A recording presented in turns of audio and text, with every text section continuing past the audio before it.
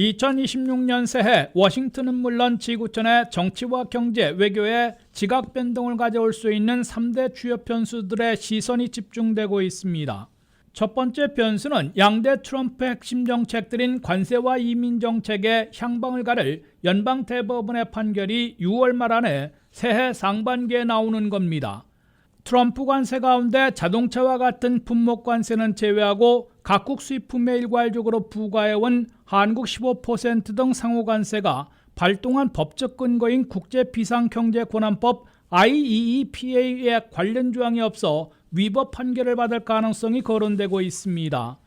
상호 관세가 연방 대법원에서 위법 판결을 받으면 트럼프 행정부는 첫해 거둬들인 2,600억 달러의 관세 수익 가운데 상호 관세분 1,700억 달러를 반환해야 합니다. 트럼프 행정부는 위법 판결을 받더라도 관세를 지속 부과할 다른 법률들이 있어 관세 정책에는 변함이 없을 것으로 강조하고 있으나 미국민 1인당 2,000달러씩 지급기로 약속한 관세 배당은 다소 지연될 것으로 보입니다.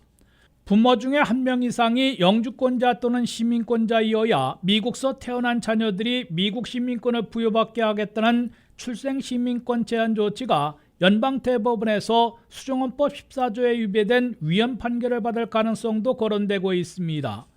하지만 출생시민권 제한은 트럼프 행정부도 크게 기대하지는 않아온 정책이므로 사상 최대 불법 체류자 체포 추방작전과 합법 이민 통제는 2026년 새해 상상 추월로 더욱 강경해질 것으로 예고되고 있습니다.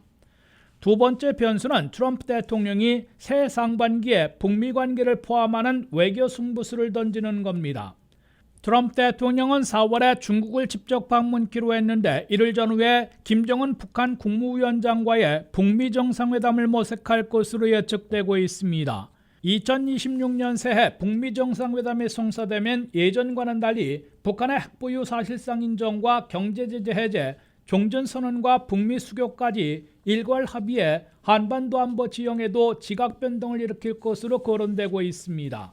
북미 관계에 이어 남북 관계까지 해빙되면 5년째 접어든 우크라이나 전쟁 종전 등과 함께 트럼프 외교 승부수가 역사적인 결실을 맺고 노벨 평화상 수상도 가져올 것으로 예상되고 있습니다. 세 번째 변수는 새해 상반기에 어느 정도 도전을 극복하고 결실을 맺느냐에 따라 판가름 날 11월 3일 중간선거 결과입니다. 역대 중간선거에서는 집권 여당이 의석수를 많이 상실해 상하원 다수당을 빼앗겨왔기 때문에 이번 중간선거에서도 그런 역사가 되풀이돼 트럼프 공화당이 파워를 상실하게 될지 주목되고 있습니다. 트럼프 대통령은 1기 임기 때였던 2018년 중간선거에서 공화당 하원 의석을 41석이나 빼앗기며 다수당을 상실한 반면 상원은 2석을 늘려 다수당을 유지한 기록을 갖고 있습니다. 조 바이든 전 대통령 때인 2022년에는 민주당 하원 의석을 9석 빼앗기며 다수당을 넘겨준 반면 상원은 1석을 늘려 다수당을 유지한 바 있습니다. 트럼프 대통령은 자칫하면 220대 213석으로 면돈날 차이를 보이고 있는 연방 하원의 다수당을 상실할 위기를 맞게 되는데 9.11 테러 사태와 같은 국가위기나 외교 성과 시에는 전통을 깬 기록이 있어 올 상반기에 미중 관계와 북미 관계 개선에 전력 투구하게 될 것으로 예상되고 있습니다. WKTV 뉴스 한면택입니다.